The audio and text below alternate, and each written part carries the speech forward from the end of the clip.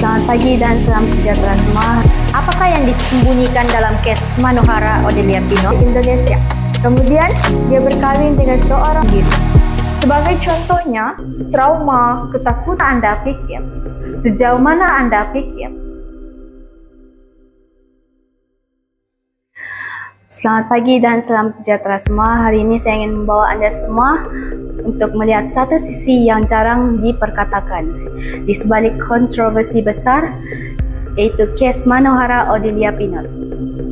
Bayangkan seorang model muda, cantik dan terkenal lahir daripada keluarga campuran Indonesia, Amerika, tiba-tiba dia berkahwin dengan seorang putra raja, yaitu Tengku Muhammad Fakhri yang merupakan pewaris kerabat Kelantan.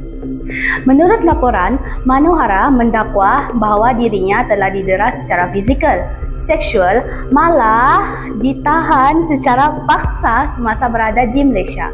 Kenapa seorang wanita bangsawan perlu didera? Adakah ia sekadar konflik rumah tangga biasa atau ada rahsia yang gelap dan cuba ditutup oleh institusi tersebut?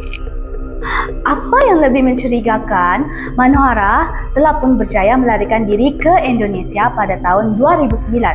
Tetapi selepas itu, suaminya sendiri pula telah mendakwakan fail saman fitnah berjuta ringgit.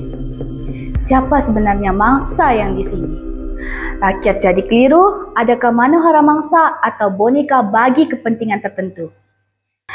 Kes ini meletup di seluruh media, iaitu seluruh Nusantara dan antarabangsa pun telah bercakap. Badan Hak Asasi Manusia turun tangan, kerajaan Indonesia pun turut campur. Tapi kita perlu tanya, kenapa kerajaan Malaysia seolah-olah berdiam diri? Adakah status diraja itu kebal undang-undang? Dan apakah perlindungan terhadap wanita tewas bila berdepan dengan kuasa feodal yang masih wujud di abad moden ini? Di sinilah pengajaran yang terbesar kita boleh nampak, di mana keberanian Manohara ini bukan hanya tentang lari daripada penderahan, ia juga tentang merobek benteng pengaruh kuasa dan telah membuka semua mata masyarakat, di mana bahawa keganasan rumah tangga boleh berlaku kepada sesiapa sahaja dan hatta seorang puteri sekalipun. Jadi, teori konspirasi ini adalah institusi tertentu cuba menutup aib dan menekan media memutar belit fakta supaya sistem perundangan nampak di atas kertas tetapi berpihak di belakang tabir. Akhir kata, kes Manohara ini telah pun menjadi satu simbol bahawa bila wanita bangkit mempertahankan maruah, seluruh sistem, media, rakyat, bahkan hubungan diplomatik pun boleh goyah. Dan inilah teori konspirasi yang perlu kita fikirkan, adakah kuasa benar-benar mahu kita tahu kebenaran atau hanya menyangka apa yang mereka mahu kita percaya. Jadi, unsur konspirasinya di sini adalah kuasa dan politik. Tapi apa yang berlaku selepas itu sangat mencurigakan.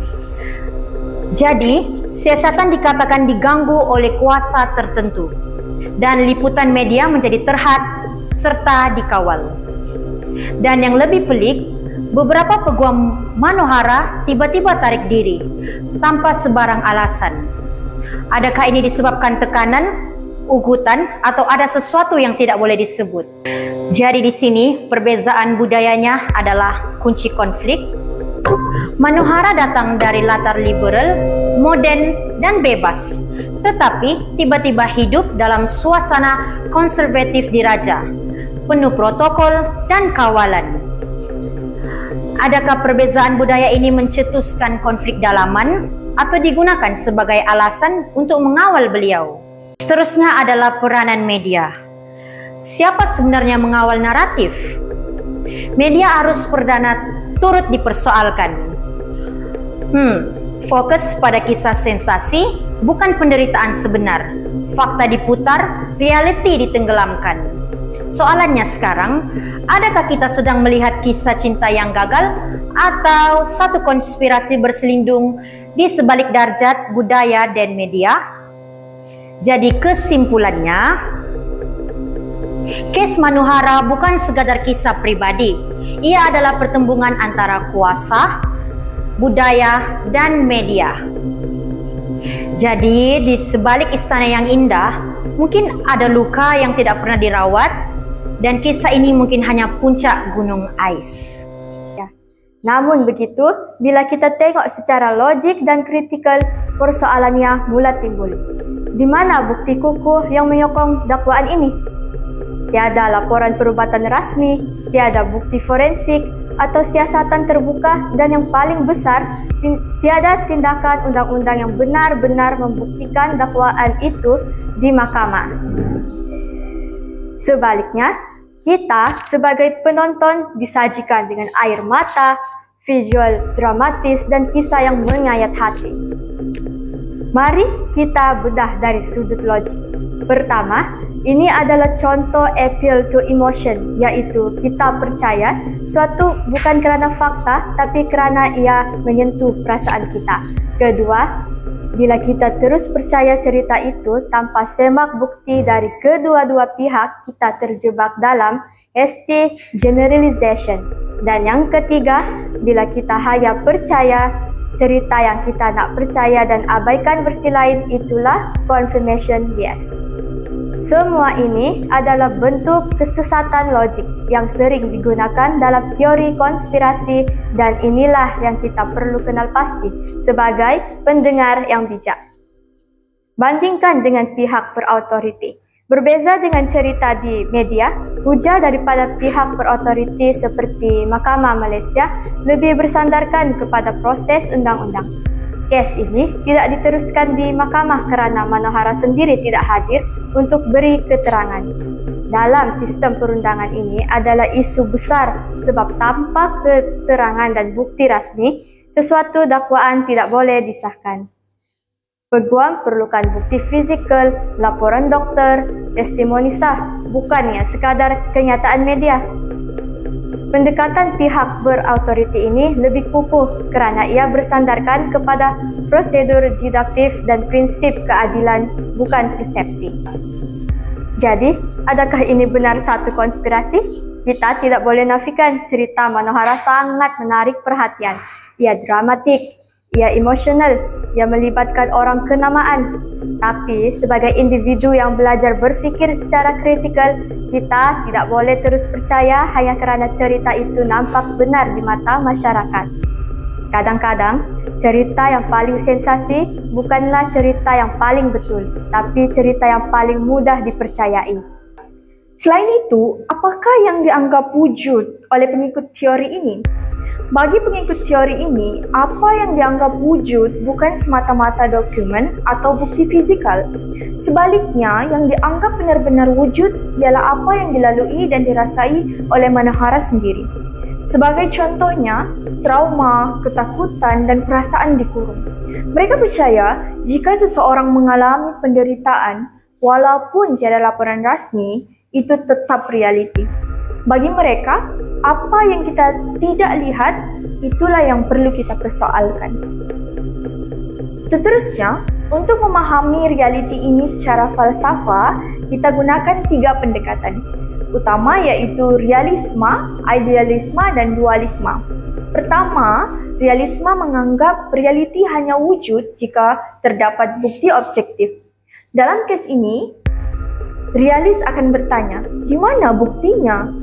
Ia akan sukar diterima kalau tidak ada laporan dan saksi. Kedua, idealisme. Idealisme ialah percaya bahawa realiti terbina melalui pengalaman dan kesedaran. Jika Manohara merasa dirinya didera, maka itu adalah realitinya, walaupun orang lain tidak menyaksikannya. Ketiga, dualisme. Dualisme ialah melihat realiti dari 2 sudut, yaitu fizikal dan mental.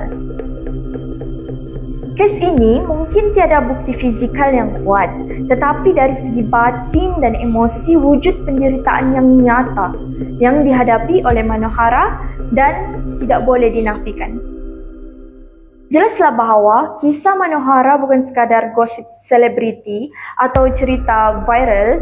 Ia mengangkat persoalan siapa yang memegang kebenaran dan bagaimana sistem besar boleh menenggelamkan suara mangsa. Melalui lensa metafizik, kita belajar bahawa kebenaran itu tidak semestinya apa yang ditayang di depan mata, tetapi mungkin berada dalam suara yang dipadam, dalam trauma yang disenyapkan, dan dalam realiti yang disembunyikan oleh kuasa. Tuan-tuan dan puan-puan, pernahkah Anda pikir sejauh mana yang kita tahu itu benar-benar benar?